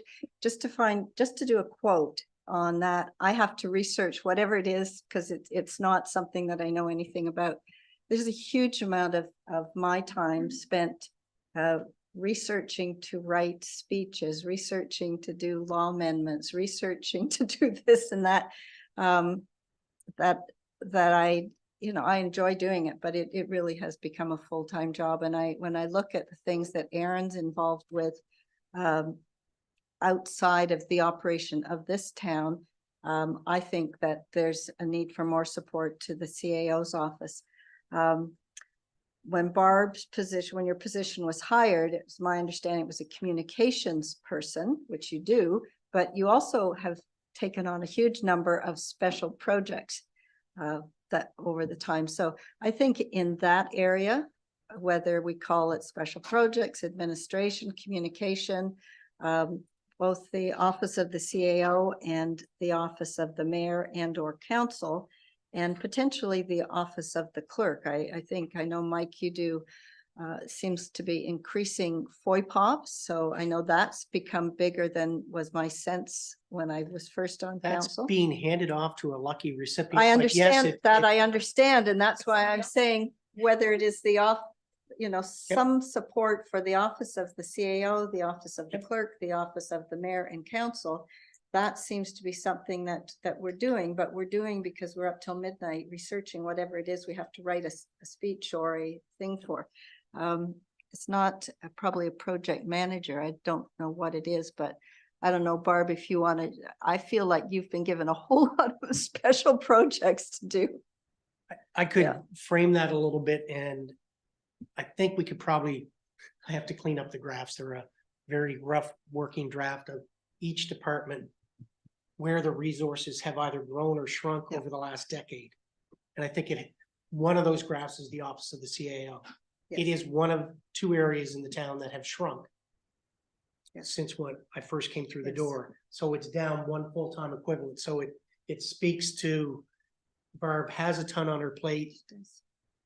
Somebody else over there Laura in the will corner is about to get more. And so it speaks to, can that office exist at a smaller contingent of human resources than it did 12 years ago? And it's probably more complicated now and probably speaks to needing more staff. Sure. Well, we have gotten our closer relationship with both King's Transit and Valley Waste, which was just a counselor, went once a month. And in fact, my first term, the counselor would come back and the report was literally all's good, to knowing that our CAO spent Yes. all day yesterday dealing with an issue, and that issues at which she does often. So I think maybe, and I'll talk to Aaron about how we can bring some of that information back, so it could help frame it for council, is just seeing what the trends were. It doesn't speak to where you need to add, but Yeah. this one jives with the conversation you just had. Good. Is that fair? Councillor McKay. Yeah, I'm sure the CAO's office is quite busy at this moment for sure, but our IMSA is also going to be ending, and there will be a governance model that will be in place to take those responsibilities off of not just ours, but every person, every municipality that buys into that service. So, I mean, it's temporary, it's It may be temporary, Temporary, yes. but it's certainly a heavy load right now. But at least I hope it's not a long-term thing, because that was not the goal. It was to find a corporate services division that would take on all of those responsibilities, so that we would be paying other people to do that. So then we would be our CAO would be focused on our internal organization, not our externals. Should we pause just in case Aaron had any, because we're talking about her office and she's quietly in the virtual world.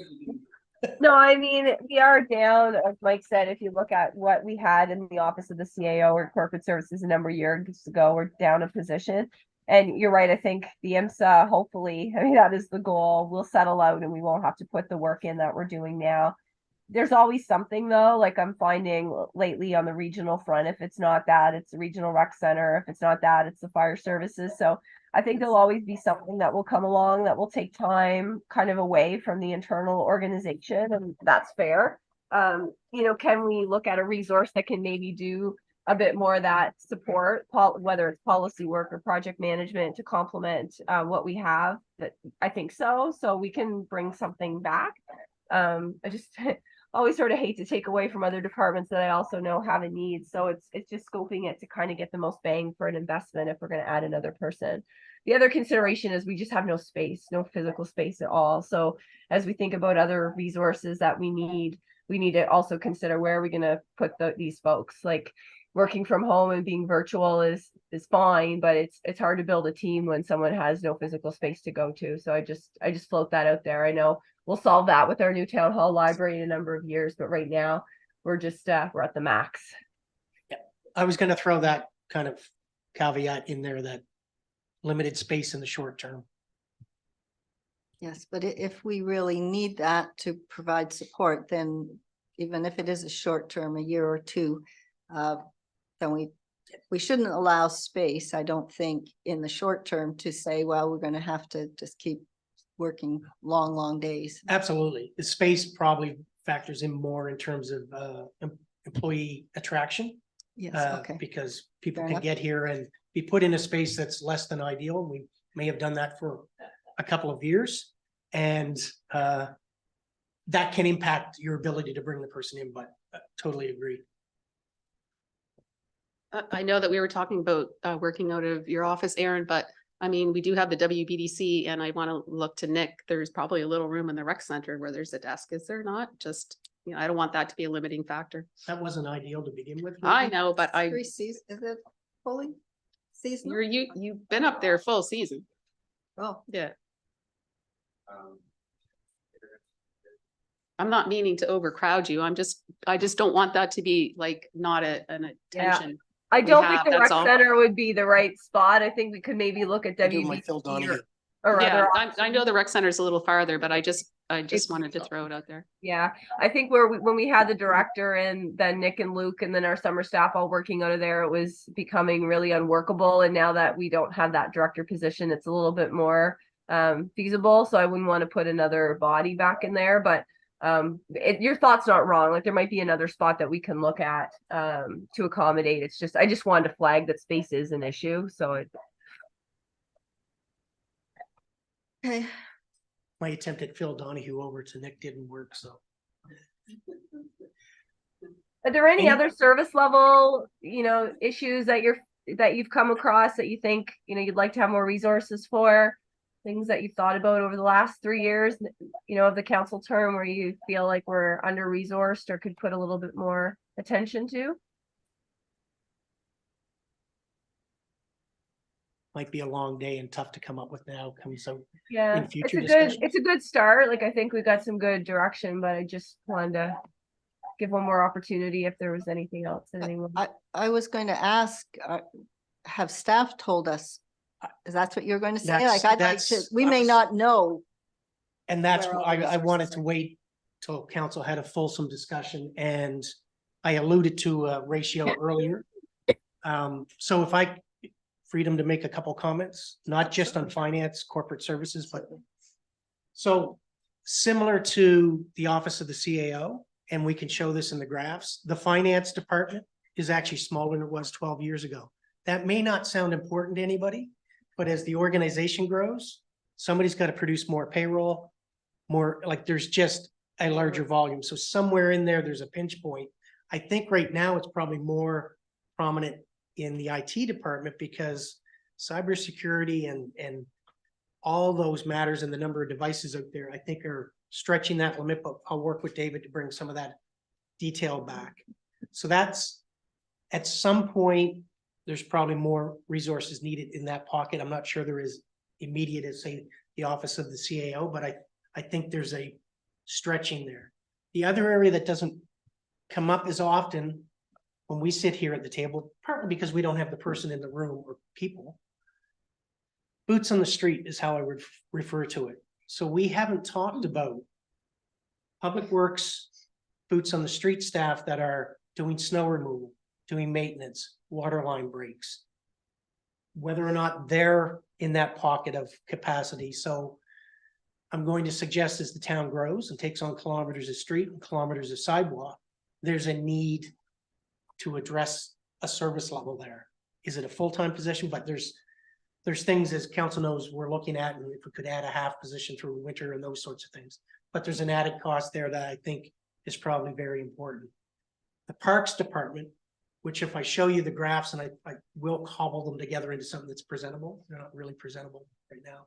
Parks Department looks, in fact, has had the biggest increase in full-time equivalents. It's a hard department to wrap your arms around because 12 years ago, it was only part-time seasonal, like it wasn't year-round. Now it has year-round, so you have to look at it in full-time equivalents. The resources have grown, but the service level demand has equally grown. There are more trails.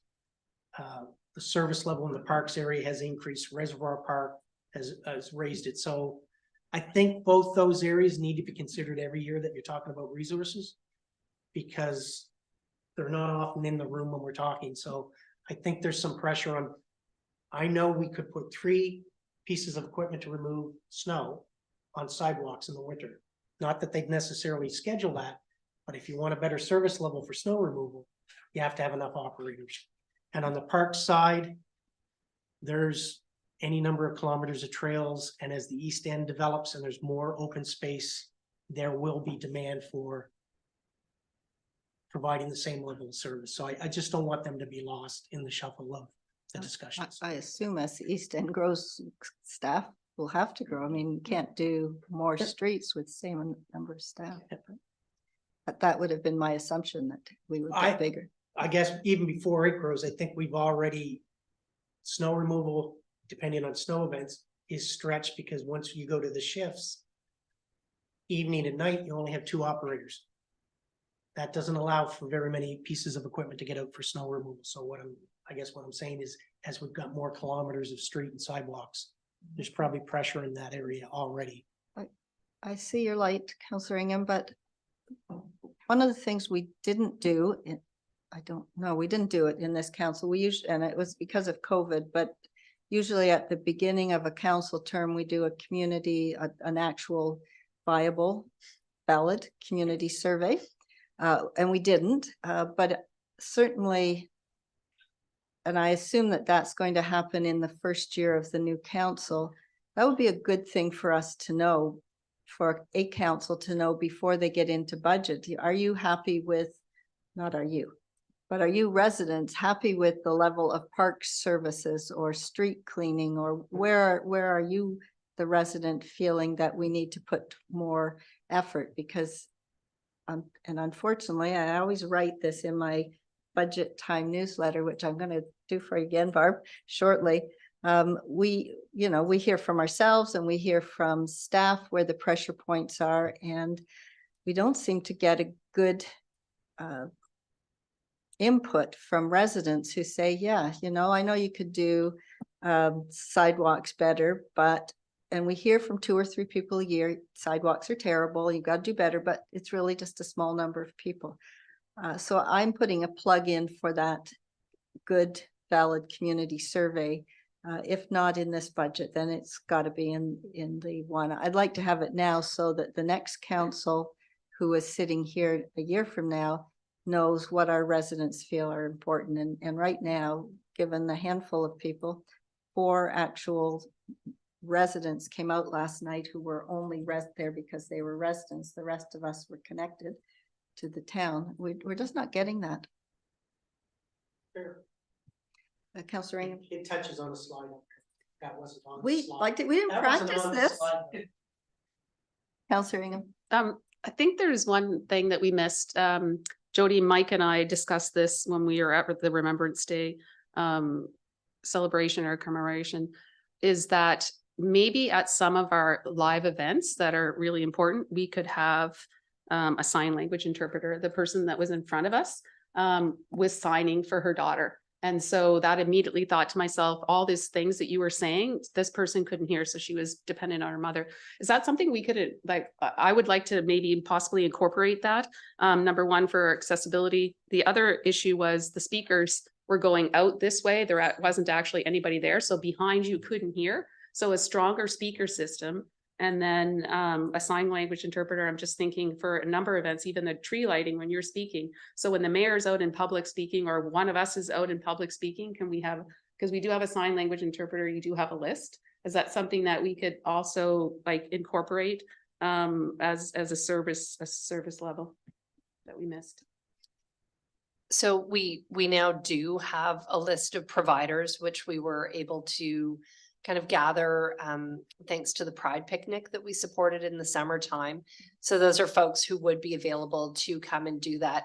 We would just need some notice.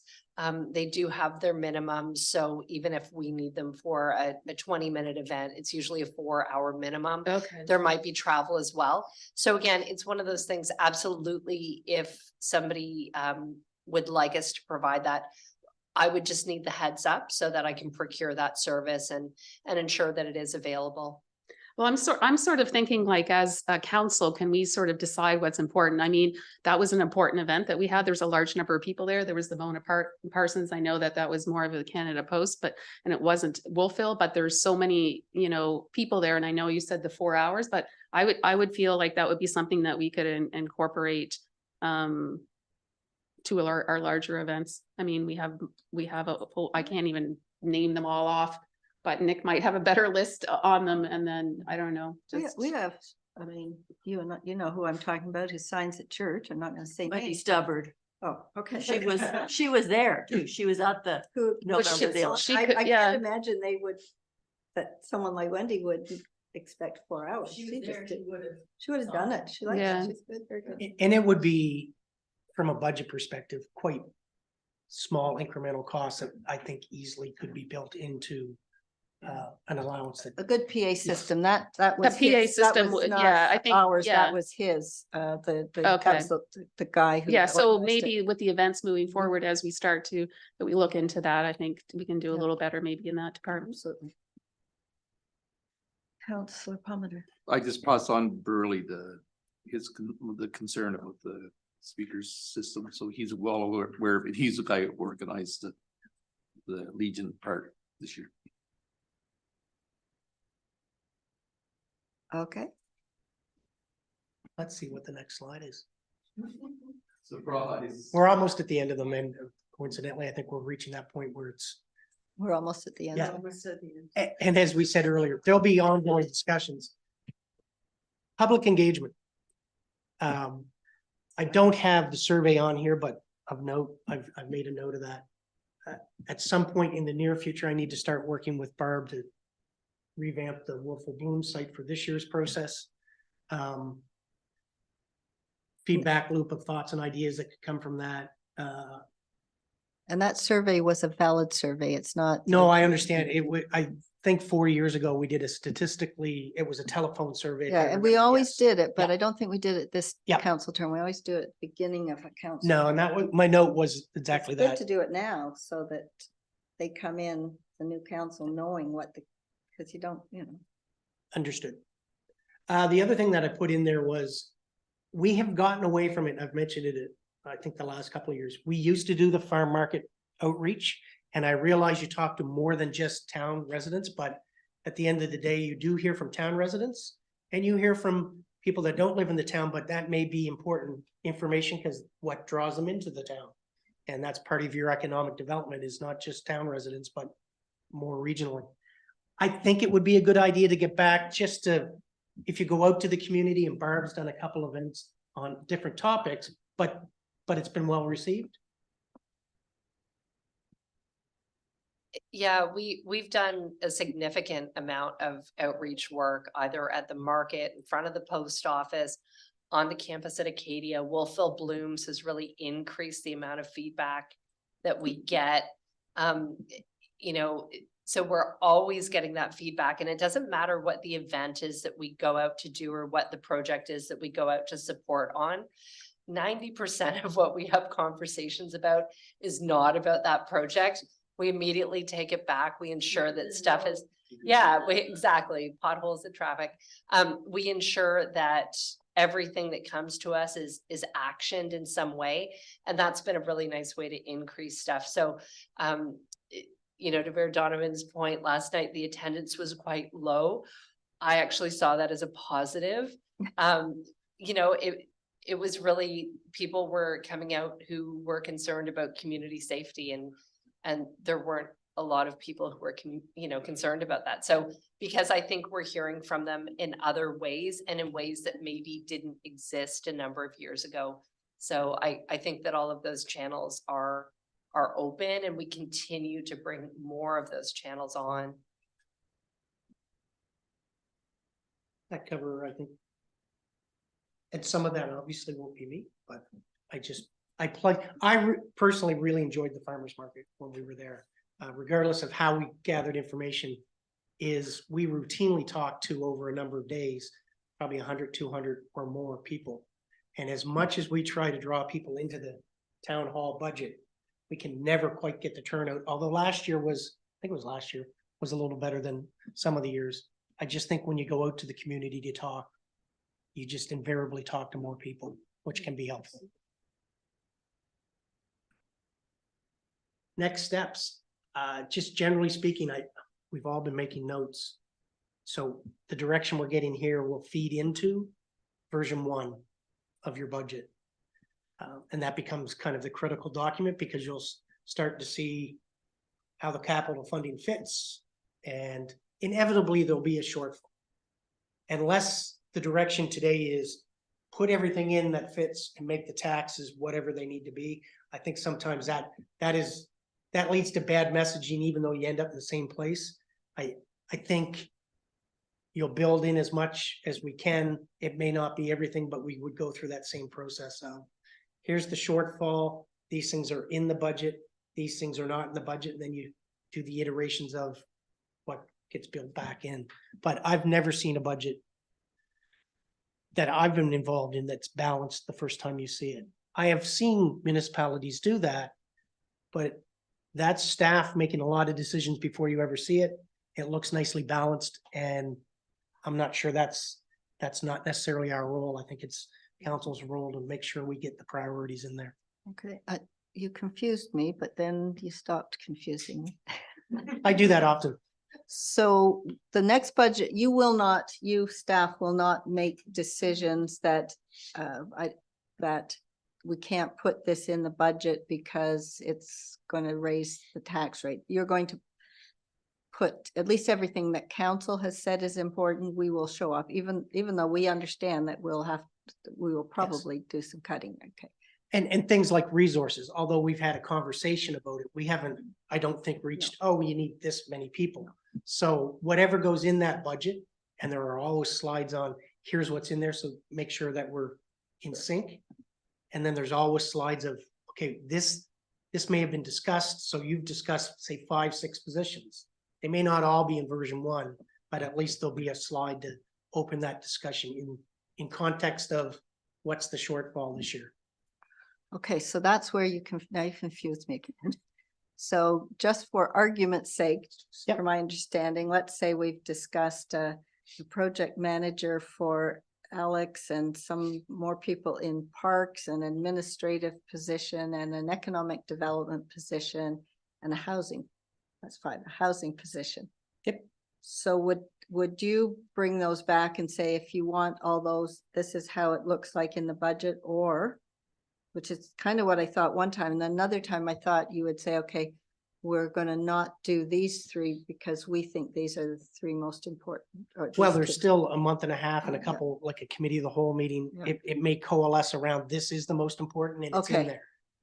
I would suggest, I believe IT needs another at least Okay. half position. I Okay, haven't so that heard was 6. thumbs up on that. So it may not be in the first version, but it would certainly be, it's not there, but it's a resource you should think about. There's- Okay, There's no one boilerplate way to bring this forward. okay.